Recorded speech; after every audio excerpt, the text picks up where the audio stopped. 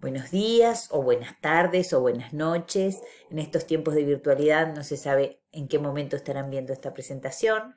Bueno, estoy aquí para charlar con ustedes acerca de un proyecto que estamos desarrollando, un desarrollo biotecnológico que tiene que ver con hongos y tiene que ver con nutrición y tiene que ver con salud. Por eso les propongo charlar un poquito de qué pueden hacer los hongos por nuestra alimentación y nuestra salud, porque hay mucho que pueden darnos los hongos y a veces los tenemos así un poquitito olvidados con este rol de alimentos y de nutracéuticos. Me presento, soy Alina Greslevin, soy investigadora del CONICET en el Centro de Investigación Esquel de Montaña y Estepa Patagónica, CIEMEP, y en la Universidad Nacional de la Patagonia, Facultad de Ciencias Naturales y Ciencias de la Salud. Bueno, vamos a empezar la charla hablando de, o preguntándoles, ojalá estuviera presente con ustedes, yo les preguntaría, ¿qué piensan cuando piensan en hongos? Posiblemente algunas de las respuestas serían estas, ¿no? Los hongos, veneno, ay, que me da miedo, me intoxican. Esto es una idea muy generalizada en la población. Los hongos son vistos como algo peligroso, si bien todos sabemos que hay hongos comestibles y que tienen alto valor culinario, siempre el riesgo de un hongo tóxico está dando vueltas y está muy presente en la población. Yo muchas veces veo a madres o padres que cuando su hijo pequeño va a tocar un hongo en el bosque, le dicen, no, no lo toques, como si se fuera a envenenar por el solo hecho de tocarlo, ¿no? Entonces hay una fantasía con eso. También puede ser que hayan pensado en estos hongos, decir, ay, los hongos malditos que me degradan los alimentos en la heladera, me arruinan. O estos peores, me arruinan las paredes recién pintadas, aquella gente que vive en lugares húmedos sabe muy bien de lo que estoy hablando. Entonces de pronto la imagen puede ser esta imagen de los mohos que dan un poquito de asco. También puede haber sido asociado con esta imagen de estos hongos bellos en los bosques, los hongos de los pitufos o los hongos de esos libros maravillosos con fotografías, porque hay una variedad increíble y unas, bueno, son maravillosos, muy bellos de ver, entonces posiblemente los asocien con esto, con estos hongos de los bosques. También hay una asociación muy rápida con los hongos alucinógenos. Si son micófagos como yo, seguramente van a pensar primero en algo como esto, un riquísimo plato de hongos o una canasta llena de hongos recién cosechados. Bueno, las ideas con respecto a los hongos son múltiples, muy variadas.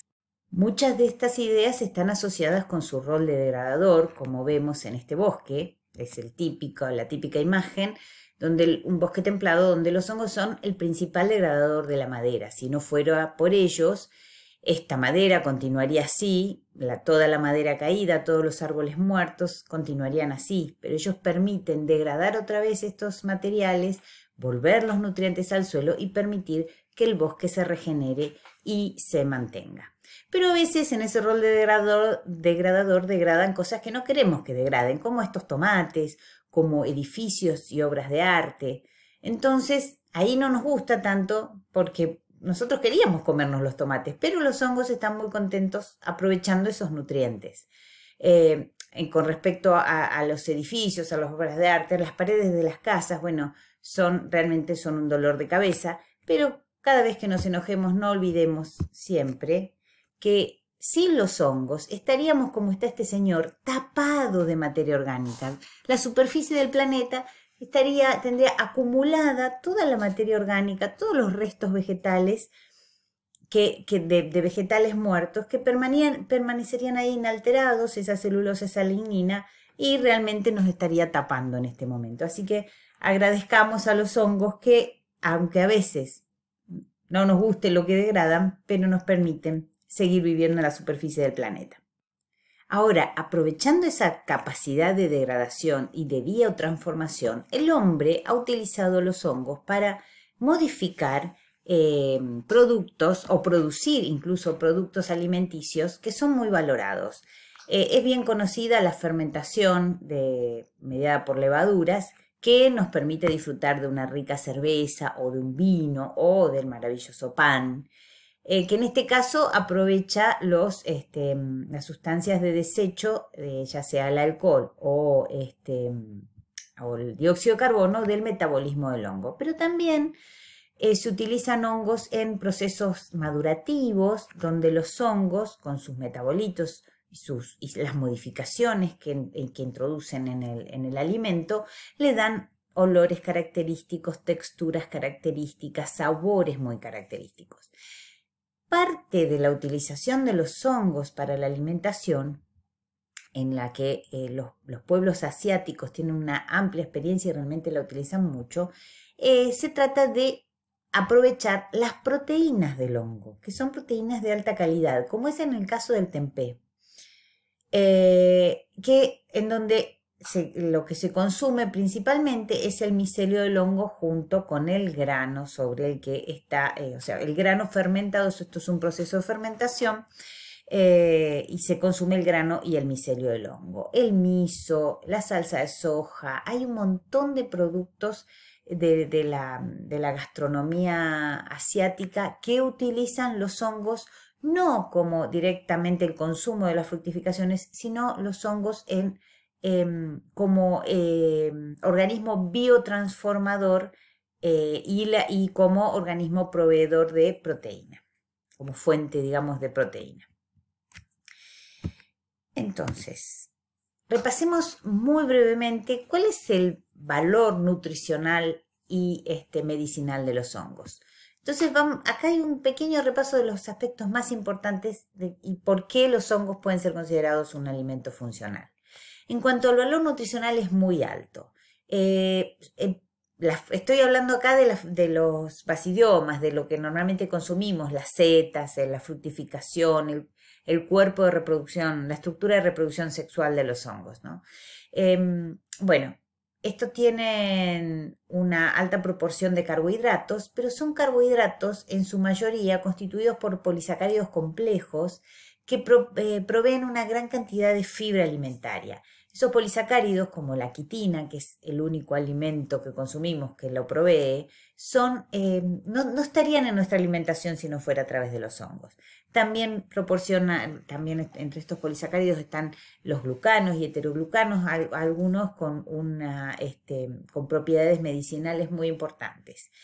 Después, proporcionan proteínas, una importante cantidad de proteínas, pero además son proteínas de alta calidad, o sea, tienen todos los aminoácidos esenciales.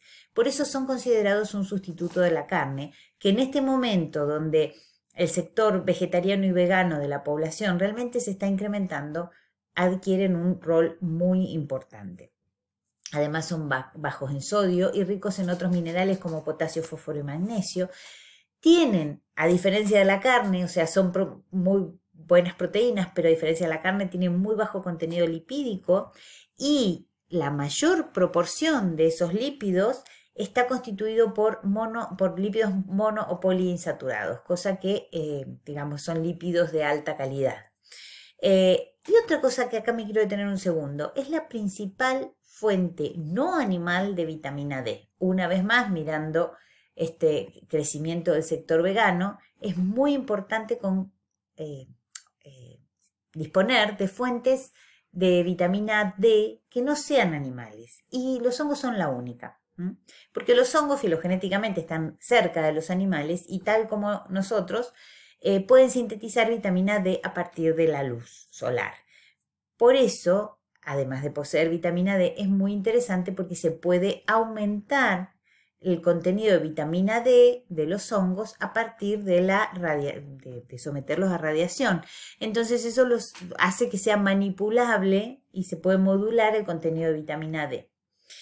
Con respecto a las funciones medicinales, están reportadas en la literatura científica más de 126 propiedades medicinales distintas de los hongos. Voy a referirme solo a mi criterio más importantes en el contexto de las enfermedades prevalentes en esta época.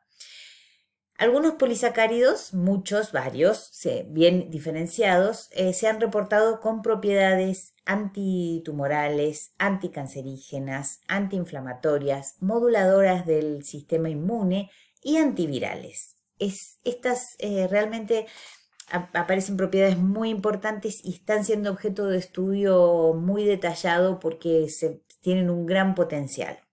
Por otra parte, los hongos también producen metabolitos que tienen propiedades medicinales. Entre ellos quiero mencionar a 3. La lovastatina, que es un anticolesterolémico, digamos, que de hecho están en los medicamentos, los que tomen medicamentos para el colesterol verán que es un medicamento muy frecuentemente usado. La lovastatina la pueden encontrar en la farmacia, pero los hongos la producen naturalmente. Hay hongos que las producen incluso en altas cantidades, entonces nosotros podríamos incorporar esta sustancia medicinal con el consumo de los hongos. La ergotioneína, que es un antioxidante, muy fuerte antioxidante y con demostrada protección con respecto a enfermedades neurodegenerativas. El GABA, que es una sustancia hipotensora, como elementos metabolitos realmente con propiedad medicinal que producen los hongos.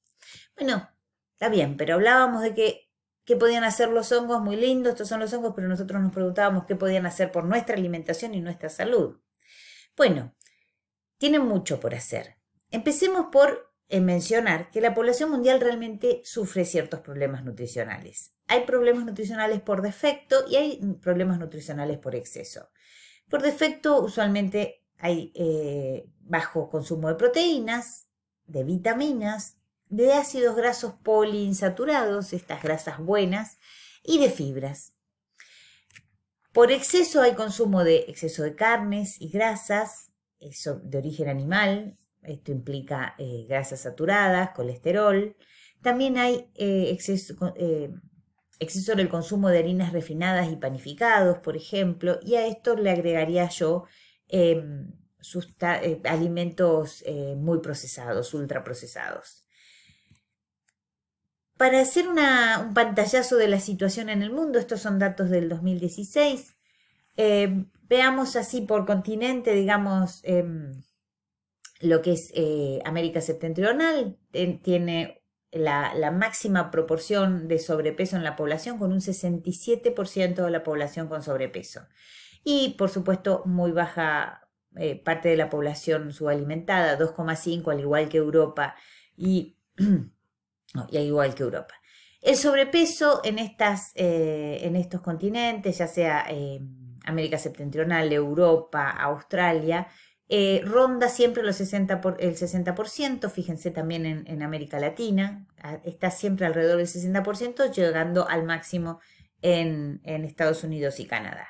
Por su parte, Asia y África tienen mayor cantidad de población subalimentada y menor índice de sobrepeso, pero fíjense que aún así estamos por encima, o sea, rondando el 30 y más del 30%.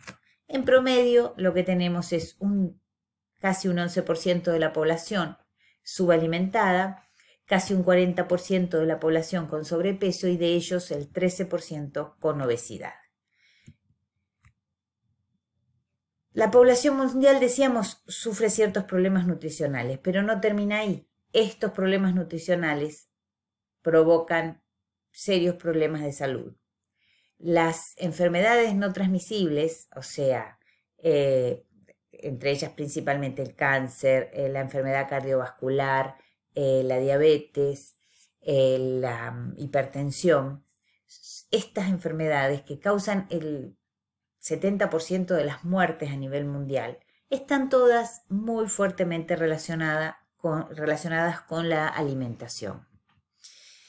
La mala alimentación genera enfermedades y por ende genera importantes costos económicos. Los costos que derivan de la atención de la salud de las personas enfermas y los costos que derivan de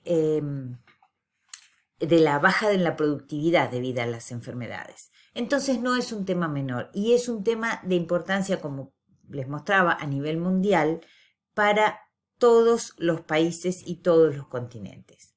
Por otra parte, así como esto genera un problema económico y un problema de salud, hay una tendencia mundial sobre todo en los sectores de mayor poder adquisitivo, al consumo de alimentos de tipo saludable e incluso hay una tendencia en los últimos años mucho más marcado a la búsqueda de alimentos funcionales, o sea, alimentos que nutren y a la vez tienen beneficios para la salud, directos beneficios para la salud.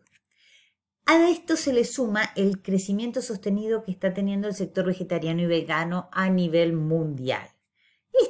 Estos dos aspectos, generan una demanda al sector de la industria de alimentos, una demanda de productos saludables, productos funcionales, que a su vez sean aptos para veganos. Bueno, de estas dos cuestiones que les acabo de presentar, los problemas para la salud, los problemas de salud relacionados con la alimentación y la demanda de alimentos funcionales y de alimentos veganos, nos hace desembocar directamente en los hongos. Como les venía diciendo, los hongos son alimentos de alto valor nutricional y nutracéutico y además son aptos para veganos. Tenemos la solución a todos los problemas. ¿Qué hacemos que no lo estamos usando? Bueno, surgen acá dos problemas fundamentales. Uno es que existen limitantes económicas para el consumo masivo de hongos. Simplemente los hongos son caros. Todos lo sabemos, el que consume hongos lo sabe cuando va a comprar al supermercado, lo que cuesta una bandejita. Realmente tienen un alto costo porque tienen un alto costo de producción. Y a esto se le suma que además tienen problemas de conservación, o sea, la conservación es corta. Tenemos el recurso de envasarlos en lata, tenemos el recurso de deshidratarlos, pero para el que come hongos, esto lo tiene muy claro, no hay nada más rico que un hongo fresco. No es lo mismo el hongo enlatado, no es lo mismo el hongo deshidratado, así que ahí tenemos otro problemita que hace que se encarezcan. Por otro lado, hay limitantes culturales para el consumo masivo de hongos. Realmente los hongos no son parte común de la dieta de los argentinos. Ahora estoy hablando específicamente de los argentinos. Y eso realmente resulta una limitante. Vamos a analizar un poquito cada uno. Las limitantes económicas. ¿Cuáles son las limitantes económicas? Como les decía, el costo de producción. Para producir hongos se necesitan instalaciones específicas, se necesita tiempo porque hay que darle tiempo. Toda esta masa blanca que ven acá es micelio. Hay que dar tiempo al micelio para que colonice completamente el sustrato y eso lleva tiempo, meses, o sea, entre 45 días y 2 meses. Además necesita condiciones y las condiciones para el crecimiento del micelio son distintas de las condiciones para la formación de las estructuras reproductivas, que es lo que finalmente se consume. Entonces necesitamos instalaciones específicas, necesitamos tiempos y necesitamos además que esas instalaciones nos permitan generar condiciones distintas. Por otra parte está el rendimiento.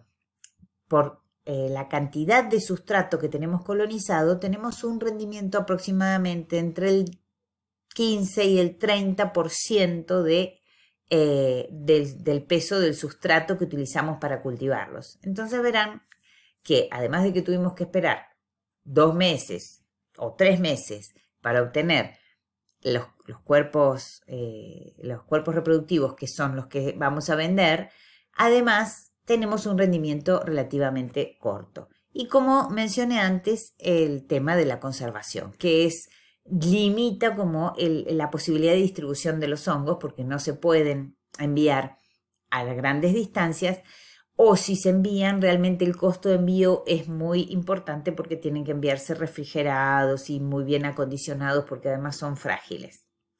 Por otra parte tenemos las limitantes culturales. ¿Cuáles son las limitantes culturales? Bueno, por una parte hay gente que tiene temor a la toxicidad, incluso de los hongos que se venden, los hongos cultivados. Siempre una sospecha ahí de, ay, no será, no me caerá mal. Después hay una cuestión de sabor y textura, que como no estamos habituados a consumirlos, a veces nos resulta, sobre todo la textura, nos resulta extraña. A mí me pasa particularmente en mi familia que a mi hijo no le molesta el sabor, pero la verdad que no le gusta la textura de los hongos y somos muy micófagos. Pero bueno, eso sucede. Después, el que a mí me parece el más importante es que realmente hay una falta de costumbre de consumirlos.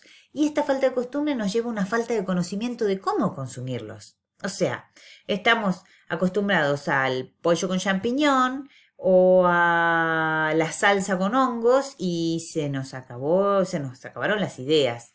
Me pasa muchas veces que como soy muy micófaga, mis amigas me preguntan, pero ¿cómo las haces? ¿Cómo lo puedo usar? ¿Qué hago con esto? ¿No? No estamos acostumbrados a que sean parte cotidiana de nuestros platos, como sí los vegetales, por ejemplo. Entonces, esta es otra limitante importante. Bueno, pensando cómo podríamos abordar estas limitantes, cómo podríamos superarlas para que realmente los hongos puedan llegar a ser un producto de consumo masivo, pensemos primero en las limitantes económicas. Dijimos que tendríamos, para superarlas, bajar el costo de producción, subir el rendimiento y mejorar el tema de la conservación, alargar las posibilidades de conservación. Por otra parte, tendríamos que lograr convertir a los hongos en un alimento de consumo masivo, pero esto, así como estamos, requeriría un cambio cultural importante, realmente un cambio de costumbres. Entonces, pensemos, ¿qué pasaría si en lugar de alimentarnos con las estructuras reproductivas, nos olvidamos de ellas y... estoy andando al revés. Nos olvidamos de ella y nos concentramos en el micelio. ¿Sí? Estos hilos blancos que están acá colonizando, en este caso es materia orgánica, paja, pues también se cultiva sobre acerrín, depende de la especie, ¿no? En este caso principalmente paja y compost. Y si nos concentramos en esto, en el micelio.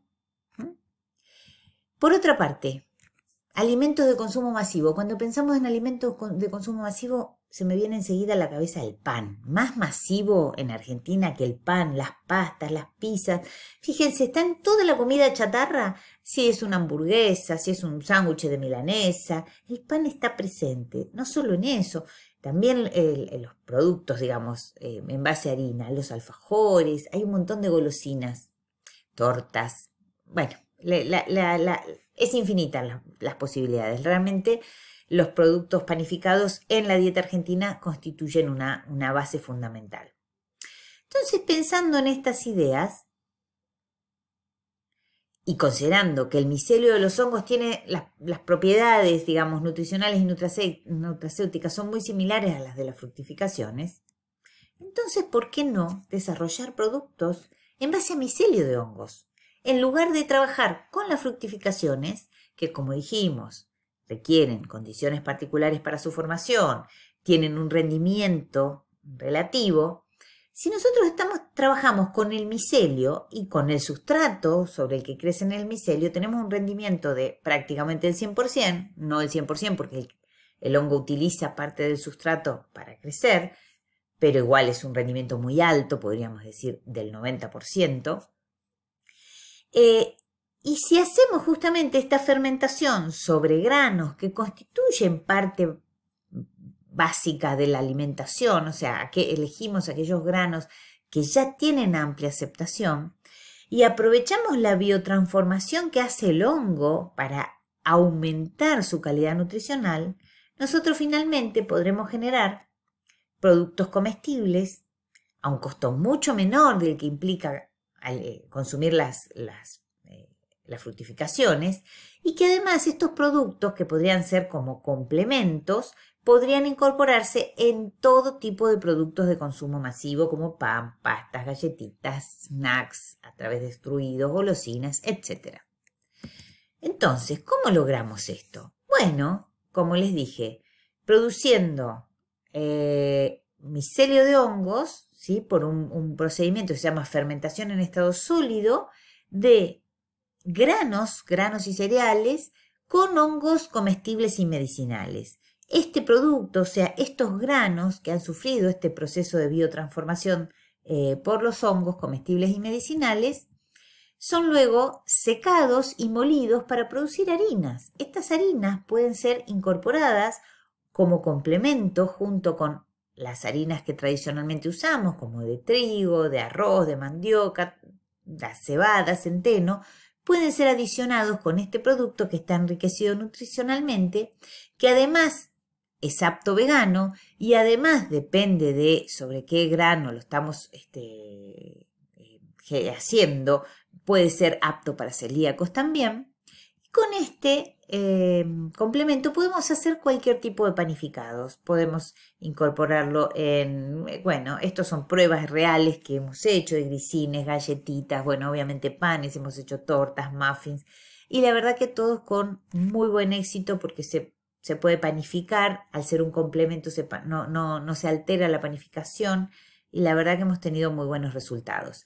Entonces, de esta manera, este complemento nutricional no solo puede incorporarse en el hogar como parte de la cocina, sino que también puede incorporarse en la industria de los alimentos, en una gran cantidad de productos alimenticios industriales, como por ejemplo sopas y guisos deshidratados, enlatados, bueno, pasta seca, hamburguesas, embutidos veganos, o sea, las posibilidades son infinitas porque justamente miren el aspecto que tiene. Estos son reales, harinas producidas con distintas especies de hongos y con distintos sustratos, que cada una obviamente tiene sus características en cuanto a color, sabor y aroma, pero todas tienen esta característica de tener proteínas de alta calidad, metabolitos, carbohidratos complejos, etc. Y acá, y para ir terminando, les muestro solo algunos resultados de lo primero que hicimos. Y en este caso, este gráfico muestra cómo es el incremento del contenido de proteínas del sustrato de granos gracias a la fermentación con hongos. Este es el control, digamos, el sustrato sin el tratamiento con los hongos. Y este es el sustrato, cuánto ha incrementado su contenido proteico, 21% a la primera semana. Esto es, el verde indica una especie de hongo, el amarillo indica otra especie de hongo que utilizamos. Y bueno, y vemos que en solo una semana, recuerden el tiempo que tarda en producirse una fructificación. En solo una semana teníamos el 21% de incremento en su contenido proteico y en 2 semanas el 35%. Y con la otra especie teníamos un incremento similar en la primera semana y llegábamos al 41% en la segunda semana. Veamos que en 15 días es realmente un incremento significativo del contenido proteico. Y no nos olvidemos que estas proteínas no son como las que tenía originalmente el grano, sino que estas son proteínas completas con todos los aminoácidos esenciales. Con respecto al contenido de carbohidratos, acá vemos que es una disminución en realidad lo que sucede, es muy pequeña, pero tiene que ver con el propio proceso metabólico del hongo, la respiración, digamos, que necesita consumir parte de los carbohidratos para su crecimiento. Entonces vemos que justamente los carbohidratos de los granos, que es algo que deseamos disminuir, se ven disminuidos entre un 3 y un 6%. Pero no solo se ve disminuida la cantidad total, recordemos que estos carbohidratos también están siendo transformados a carbohidratos complejos, quitina, betaglucanos, que en realidad aumentan notoriamente el aporte de fibra y no nos olvidemos que algunos de estos polisacáridos tienen actividad medicinal muy importante. Entonces, no solo vemos disminuido el contenido de carbohidratos, sino enriquecido en su calidad. Bueno, esto ya se los dije. Y por último, algo que nos llamó muchísimo la atención es el incremento en el contenido de polifenoles. Recordemos que los polifenoles son antioxidantes, en general tienen actividad antioxidante. Acá no estoy presentando una discriminación, esto es polifenoles totales, pero miren dos cosas. La cantidad es impresionante, o sea, este es el control, esto es lo que tendría de polifenoles prácticamente casi nada.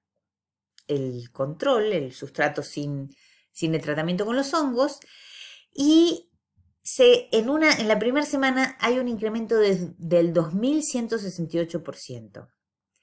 Y al contrario de lo que sucede con el material, las proteínas que se van acumulando, acá hay un decrecimiento a la segunda semana importante, 490%. Esto es producto de la actividad enzimática del hongo, ¿no? Y con la otra especie pasa lo mismo, el incremento en el contenido de polifenoles es aún mayor y también decrece a la segunda semana. Esto lo estamos investigando con más detalle, estamos investigando justamente qué tipo de polifenoles son. Estamos investigando ahora realmente, o sea, estamos midiendo la capacidad antioxidante en distintos tiempos de incubación, con distintas especies, y ya no solo medimos el contenido de polifenoles, sino que evaluamos la capacidad antioxidante de estos productos. Entonces, para terminar, solo decirles que estamos trabajando en este desarrollo biotecnológico, que esperamos que realmente se convierta en un producto al alcance de todo el mundo. Realmente consideramos que es una opción económica para incorporar a los hongos y sus beneficios en la alimentación de la población en general. ¿Y por qué? Porque esto puede incorporarse en alimentos de consumo masivo, entonces no requiere necesariamente un cambio cultural para lograrlo. Podría ser fácilmente incorporado en todas las franjas etarias, no tiene contraindicaciones y además ofrece una opción también para la industria de alimentos, ya que podría, al ser una harina, puede ser incorporada en una gran cantidad de productos de manera relativamente muy sencilla. Y lo que hemos experimentado hasta ahora no altera las propiedades de la panificación, cosa que lo hace mucho más plausible también. Y bueno, y con esto y agradeciendo mucho el interés de todos ustedes en este tema, me despido. Solo esto ha querido ser una presentación de un tema que estamos desarrollando desde el CIEMEV y de la Universidad Nacional de la Patagonia. Esperamos que les haya interesado y bueno, muchas gracias por el interés.